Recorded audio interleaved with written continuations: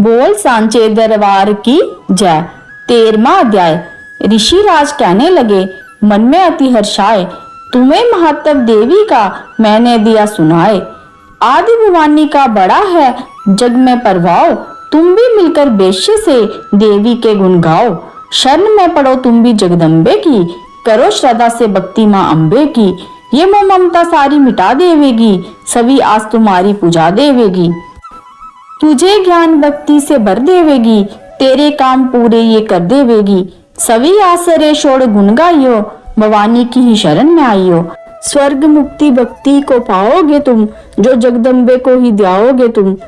चले राजा और बेश्य ये सुनकर सब उपदेश, आराधना करने लगे वन में सहे कलेश। मारकंडे बोले तभी, सूरत कियो तप घोर, राज तपस्या का मचा चहु ओर में शोर। नदी किनारे बेश्य ने डेरा लिया लगा, पूजने लगे मैं मिट्टी की प्रतिमा शक्ति बना। कुछ दिन खा फल फूल को किया तभी निर्हार, पूजा करते ही दिए तीनों वर्ष गुजार। हवन कुंड में लहू को डाला काट शरीर, रह शक्ति के ध्यान में होकर अति गंभीर। हुई चंडी प्रसन्न दर्शन दिखाया, महादुर्गा ने वचन मुंह से सुनाया। मैं प्रसन्न हूँ मांगो वरदान कोई, जो मांगोगे पाओगे तुम मुझसे सोई।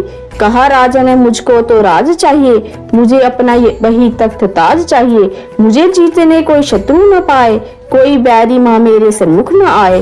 कहा वैश्य ने मुझको तो ज्ञान चाहिए, मुझे इस जन्म में भी कल्याण चाहिए। जगदम्बे बोली तभी राजन, भोगो राज, कुछ दिन ठहर के पहनोगे अपना ही तुम ताज। सूरज से लेकर जन्म सावीरनक होगा तब नाम, राज करोगे कल्प भर ए राजन सुखधाम।